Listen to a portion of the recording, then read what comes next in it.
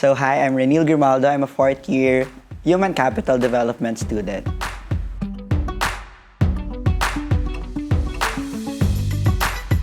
I entered the university in 2021, so that's pandemic, but the last year of online learning. I think makaka-relate naman yung ibang HED students dito kasi then wala pa namang psychology program. I chose HED kasi yun yung pinakamalapit sa psych. So aside from the ECE program, isa yun sa mga programs in the university na nag-offer ng pinakamaraming psych subjects. So, yun yung kinuha ko. And why UANP? Kasi, first of all, I have a scholarship in UANP.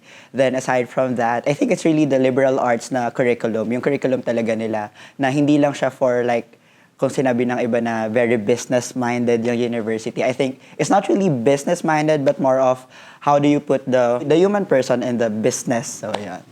Nalaman ko yung UANP from my relative. He used to take his master's here. Actually, HED is not one of the two courses na in-applyan ko. So, nag-shift lang ako parang weeks or months before my first year. So, tanong ako kay Doc P, I guess. Siya yung program director nun, kung ano yung pinakamalapit sa psych. So, ang nirecommend nga niya sa akin is yung HED and ECE. So, yeah. So, tinry ko maging Bibo active ng onte. So, currently, I'm in 2 orgs. So, FAROS, the home organization of the School of Education and Human Development.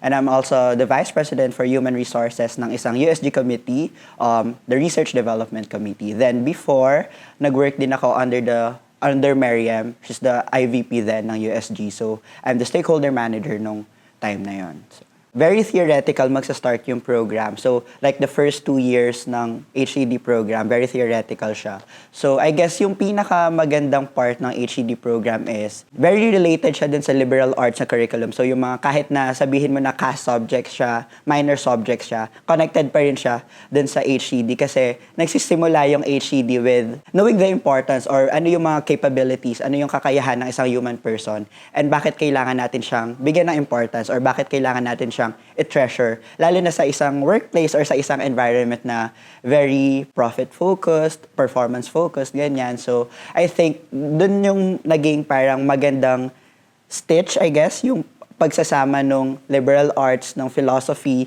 ano yung human person, and paano natin ilalagay yung human person na yon sa business.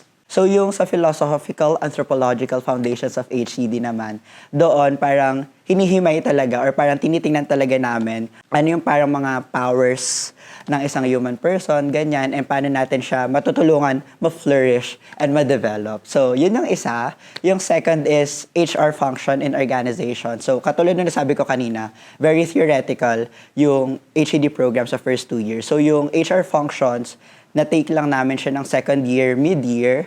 So, dun lang kami nagkaroon ng sense ng HR. So, kasi yung mga naunang majors ng HED is more of the business. Very general, paano mag-handle ng business, ano yung functions ng isang business. So, yung HR function, yung pinaka-first direct na parang subject namin about HR, which is yung pinakamalapit na sa HED. Then, after HR functions, we have training for performance. So, yung training for performance naman, parang 2 subjects siya, tas iti-take siya sa isang buong year. So, din naman namin nakuha yung pinaka-ano ba talaga yung HED, which is yung paggawa ng training programs, pag-analyze ng needs ng isang workplace para mag-improve sila, paano mag-design, mag-develop, and mag-implement ng isang training program. Then also, syempre, kung paano mag-evaluate ng isang training program. Kasi hindi naman pwedeng nag-i-implement lang tayo ng mga training programs. Kailangan malaman natin kung effective ba siya or ano yung effects niya sa isang workplace.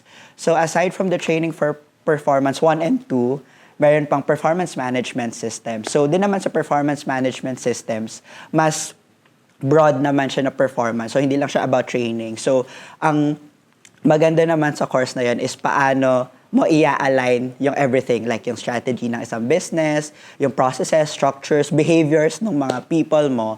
So, yun yung pinaka naging focus ng performance management system. So, I think for me, yun yung isa sa mga subjects na tinuturuan talaga yung HED students kung paano maging strategic when it comes to handling businesses and managing businesses, syempre. And last, I guess, yung internship, which is currently tinitake ko siya. So, it's a 6-month internship program. So, I can say na very beneficial or parang actually, it's a deal breaker, kumbaga, sa mga, I think sa lahat naman ng programs, deal breaker siya kasi doon mo talaga malalaman if para sa'yo yung program na kinuha mo. Pero, for me, masasabi ko naman na naging effective or parang para sa akin talaga yung HCD. Pero I guess, in the future, no, magagamit ko pa rin naman yung HCD or kahit sinong nag-take ng HCD, magagamit nila yung natutunan nila, yung theoretical or practical experience nila kahit na hindi sila mag-take ng HR. For example, I think merong ibang mga HCD graduates na nag-take ng nag-med, nag-law, or yung iba nasa marketing or sales side ng business. So,